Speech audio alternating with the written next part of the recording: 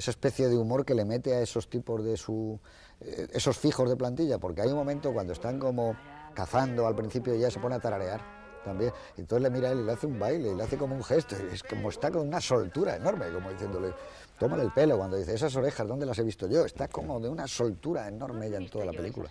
Yo la veo muy como el personaje de John Wayne, porque es también en cierto sentido el solitario y el que se ha quemado los dedos, como decían en Atari, con alguna experiencia anterior y que anda dolida y tiene un elemento de amargura que se ve muy bien en las escenas de conversación con Brown y con el viejo ese inglés que fue a África para curarse la salud. Realmente y al mismo tiempo tiene el lado ese que es muy hoxiano, de una mujer que le toma el pelo a los hombres, que le hace las alusiones de las orejas, que está además muy divertida, que toca el piano, la pianola más bien, también de una manera muy parecida a lo que hace Elsa Martinelli en Atari. Yo creo que Hawks... juega como Elsa Martinelli con un elefantito, como en Atari.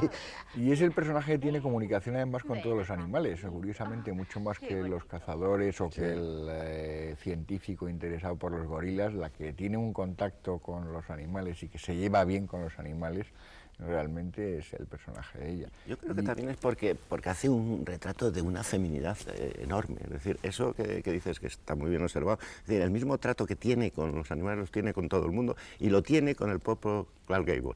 Y en esa escena estupenda de cuando se ofrece, la oferta que le hace a Grace Kelly, a Linda, también, es decir, se está ofreciendo un poco como habla con el Dumbo, con los animales, es decir, yo creo que es un retrato de una personalidad femenina verdaderamente asombrosa y da gusto verlo en Ford, porque a propósito de Ronda, yo que me había visto 12 películas para estudiar y para hacer mi conferencia, no había contado con Mogambo y a mí me ha dejado absolutamente patifuso porque es muy personal, es absolutamente fordiana por todos los sentidos y está lleno de muchos de los sentidos que nosotros tratamos de destacar de Ford en Ronda. Ahora, yo creo que tiene una cosa asombrosa esta película, que es una de las cosas, no lo digo por oficio, pero que a mí me ha sorprendido, que es el guión de John Lee Mayhem. Es absolutamente sorprendente, es decir, suelto, de unos diálogos absolutamente, está lleno de diálogos por todas partes, de unos diálogos acertados que hacen avanzar la historia, y él que le decía a Peter Bogdanovich que no le gustaban los guiones, porque los guionistas se dedicaban siempre a hablar y a hacer diálogos, y que las cosas se podían decir siempre de otra manera, aquí demuestra que con un buen guión, como le ha pasado casi siempre, cuando ha tenido buenos guionistas, este guión a mí me parece una de los mejores, económico. ¿Cómo no va a avanzar un guión cuando llega él y le dice una copa y dice no tengo hielo? Y dice, el hielo se me sube a la cabeza. Dice, ¿cómo no va a avanzar un guión si ya estás viendo a dos personajes que inmediatamente después... Has planteado uno de los misterios que tiene esta película, porque es un remake de una película cuyo guionista era también el mismo. O sea, no solo tiene el mismo argumento, la misma novela como base. El guionista es John Lee Mayhem en las dos versiones. Y sin embargo, son dos guiones completamente distintos, porque no es solamente, o sea, está conservado el núcleo dramático reducido a puro esquema de un cuadrángulo en el que uno de los ángulos no cuenta nada y se convierte en un triángulo operativamente. Pero aparte, no es simplemente un cambio de que en lugar de ser en Indochina y ser una plantación de caucho y que además, es un detalle que cambia mucho las cosas, Clark Gable sea el jefe del marido de ella y tal, sino es que ha cambiado también los diálogos.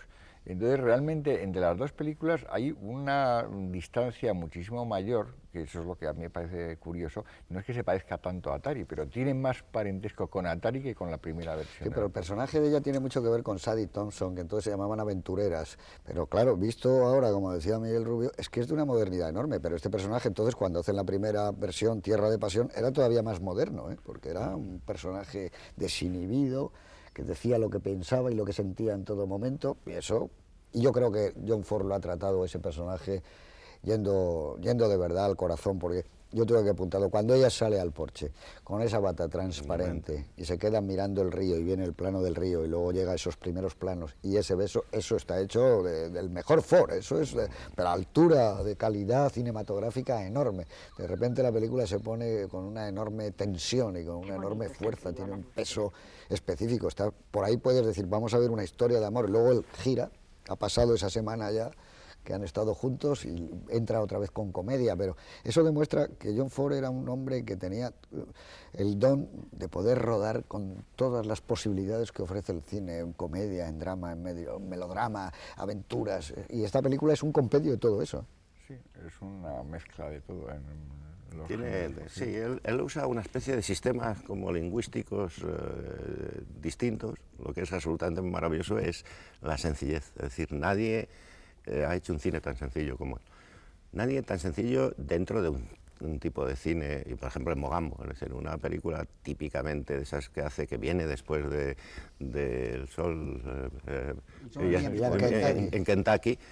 Y después de El Hombre Tranquilo, esta película que hay que decir, que muchas veces Ford hacía películas un poco de subsistencia, es decir, porque tenía que subsistir para luego poder hacer El Sol siempre brilla en Kentucky. Es decir, aquí, sin embargo, está absolutamente claro su estilo personal, en que contándonos un melodrama, contándonos una comedia, contándonos una película de aventuras, es decir, tiene la misma sencillez que El Sol brilla en Kentucky, ¿no? Es decir, es esa esencialidad y esa mirada. Bueno, yo creo que esa sencillez viene también porque la puesta en escena de John Ford siempre ha sido a base de planos y de encuadres, emplazamientos de cámara. Mueve la cámara lo imprescindible en traveling. Jamás ha rodado con grúa. Yo creo que es de los pocos casos, probablemente es el único director en la historia del cine que no ha rodado nunca con una grúa, que no ha hecho un movimiento de grúa en una película.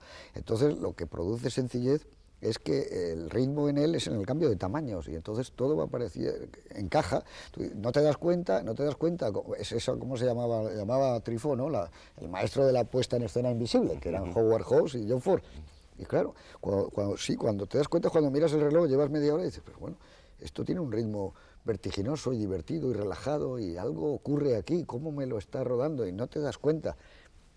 Y hay momentos realmente de un trabajo de dirección, cuando llegan con la tormenta el Clark Gable y llega ella, y viene lo que contábamos al principio de la presentación, cuando le quita el pañuelo, la besa, los dos planos de Ava Gardner, uno un plano general, el otro un plano mucho más corto, son asombrosos. Podía incluso haber acabado ahí y casi sobra el paseo de ella bajo la lluvia. Esos dos planos y ese remate es la firma de un maestro, son planos de centauros del desierto, esos planos son asombrosos. Sin embargo, yo creo que es muy bonito el paseo, porque le hace...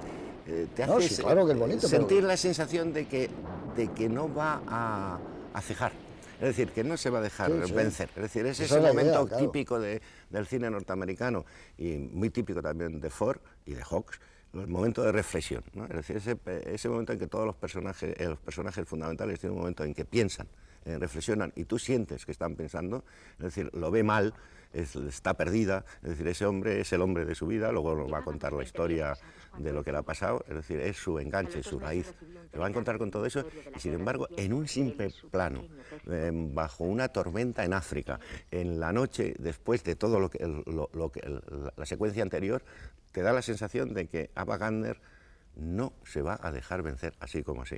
Y eso está a lo largo de toda la película en el comportamiento de ella, ¿no? Es decir, en las miradas... Que también el comportamiento de Grace Kelly también es muy fuerte, ¿eh? Es que son dos tipos de mujeres muy diferentes y además en el punto de vista educacional y todo las mantiene muy distanciadas.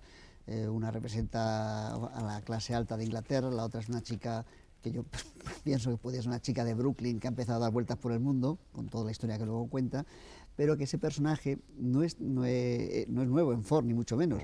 Nada más hay que repetirse a La Diligencia. Es la Claire Trevor de La Diligencia, claro, pero en vez del oeste está en África. Es decir, esas mujeres aparentemente rechazadas por la sociedad y donde Ford, y de aquí los enormes valores que tiene Ford, él coge a esos personajes y los eleva por encima de los situados, de los favorecidos, de los educados, todo lo que pueda ser.